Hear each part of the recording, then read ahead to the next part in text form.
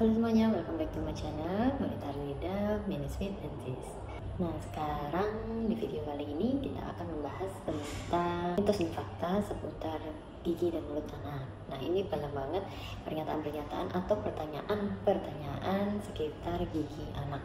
Sejak kapan sih anak-anak ini mulai disikat giginya?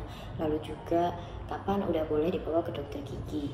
Terus kalau pernyataan-pernyataan yang sering kita dengar juga kayak gigi susu tuh ngapain sih dirawat, nanti juga digantiin sama gigi tetap kayak gitu.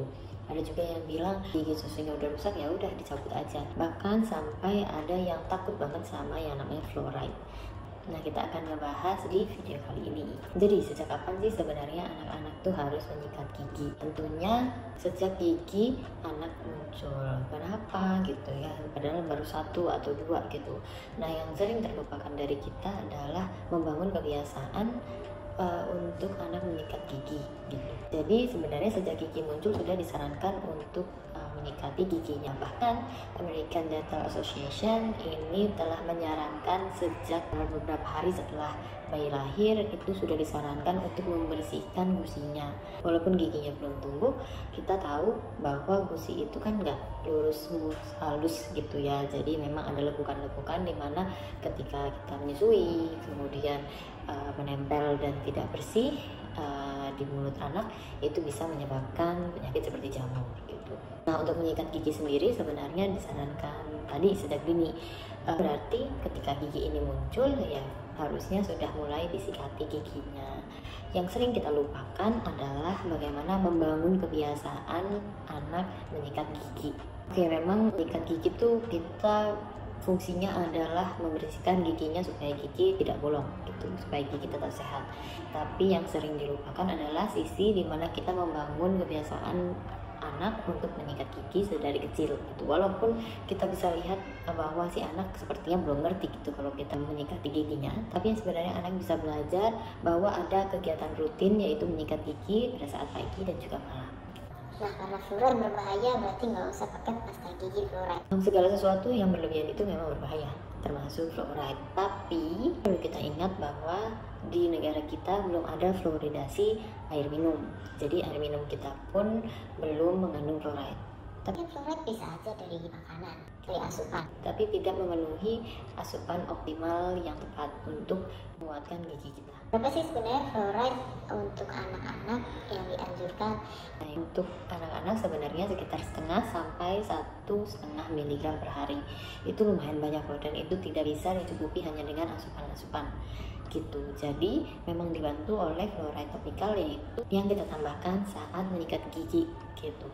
Nah, pemakaiannya juga memang jangan terlalu banyak. Jadi kalau kita lihat dari National Health Systemnya di United Kingdom nih, di Inggris, mereka menganjurkan bahwa untuk anak-anak yang baru muncul gigi hingga usia 3 tahun itu diberikan hanya smear. Smear itu benar-benar kayak olesan tipis. Itu bisa kita imajinasikan sebesar bulir ataupun beras.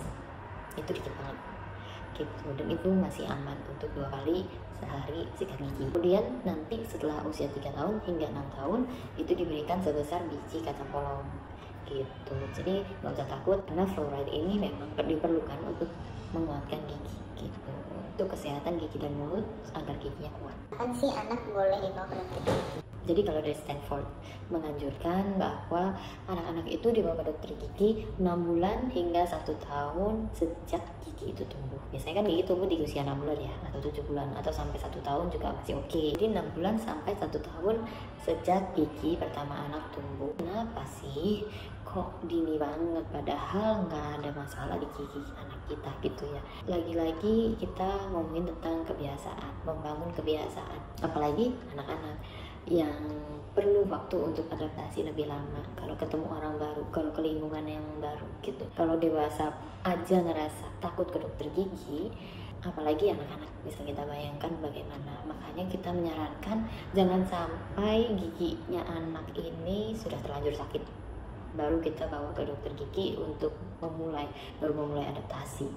Apalagi baru ke dokter gigi, baru sekali kunjungan langsung dikasih perawatan yang sangat tidak nyaman bagi dirinya. Harus kita sadari kenapa kita menyarankan anak-anak itu dibawa ke dokter gigi walaupun tidak ada keluhan, yaitu karena kita ingin beradaptasi lebih dulu ke anak-anak. Jadi anak-anak pada saat datang tidak langsung kaget, ada dokternya, ada perawat giginya, kursi gigi yang bentuknya juga aneh, ruangannya berbeda gitu. Walaupun sekarang sudah banyak ya klinik atau rumah sakit yang suasananya tuh homey gitu, membuat anak-anak nyaman. Tapi tetap aja masuk ke lingkungan yang baru, ketemu orang baru, itu anak-anak membutuhkan adaptasi. Gigi susu ngapain dirawat, padahal kan nanti diganti gitu sama gigi tetap ya. Nah, kita mesti ingat bahwa anak-anak ini adalah usianya tumbuh kembang. Kita bisa bayangkan ketika giginya ada masalah, giginya sakit, dia jadi nggak mau makan, asupannya jadi berkurang, tumbuh kembangnya jadi terganggu gitu.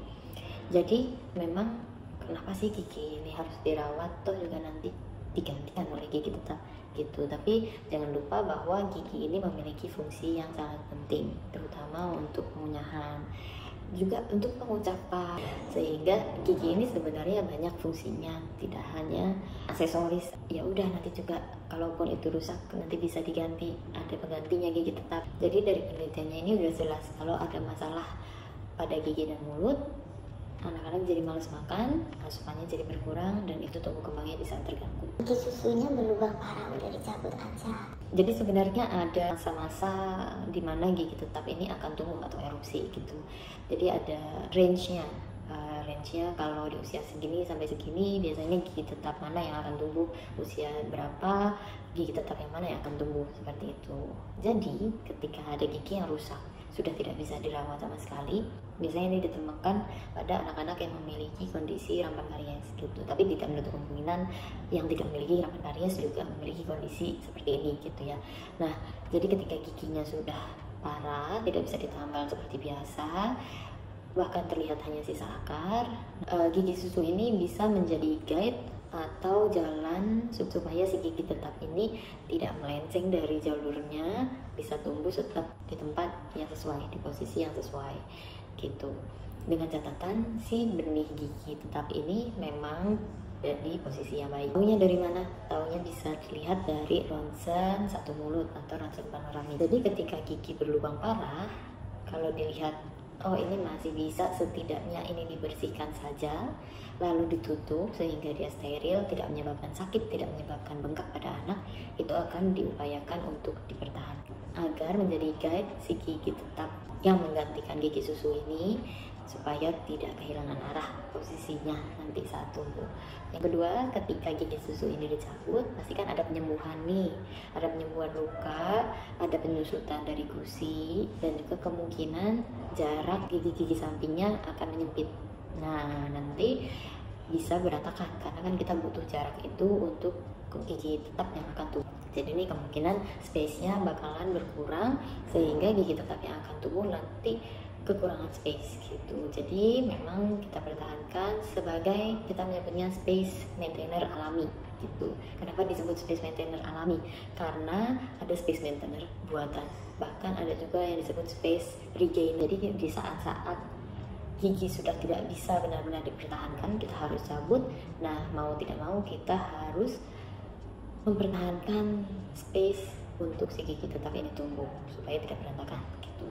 Makanya dibuatkan space maintainer gitu. Kalau space regainer ini ketika gigi susunya udah dicabut, kemudian kita lihat ternyata space yang tersisa ini tidak cukup untuk gigi tetap yang akan tumbuh. Jadi untuk menambah space, menambah jarak untuk si gigi tetap supaya tumbuh dengan baik dan tidak berjejal tentunya. Karena ini kan yang sebenarnya orang tua pikirkan gitu, gimana sih supaya anak nanti giginya rapi. Memang gigi susu kalau dilihat kan agak renggang ya, apalagi yang di bagian depan nih. Itu baiknya dipasang behel nggak ya supaya terlihat rapi? Gigi susu yang renggang biasanya terlihat di bagian depan, yang bisa kita lihat dengan mudah. Memang seperti itu normalnya. Kenapa sih? Karena walaupun gigi susu kita lihat lebar-lebar, tapi si gigi tetap itu lebih lebar lagi. Dan kita ketahui kalau gigi susu cuma 20, Kalau gigi tetap ada 32 gitu. Jadi ini perlu dikompensasi dari pertama tumbuh kembang yang optimal, kemudian gigi susu anatominya yang lebar-lebar, kemudian juga dari jarak antara gigi susu satu ke gigi susu lainnya. Jadi memang ini sangat normal gitu. Jangan sampai nanti malahan ketika gigi susunya berganti ke gigi tetap, spesiesnya ini nggak ada gitu, karena rahangnya yang kecil. Mengenai gigi yang berjejal, rahang yang mesti dilebarin seperti itu nanti akan kita jelaskan di video yang selanjutnya. Sekian video tentang gigi dan mulut anak, dimana isinya banyak pernyataan dan juga pertanyaan yang sering muncul. Nah, semoga video ini bermanfaat dan sampai jumpa di video yang selanjutnya. Dadah.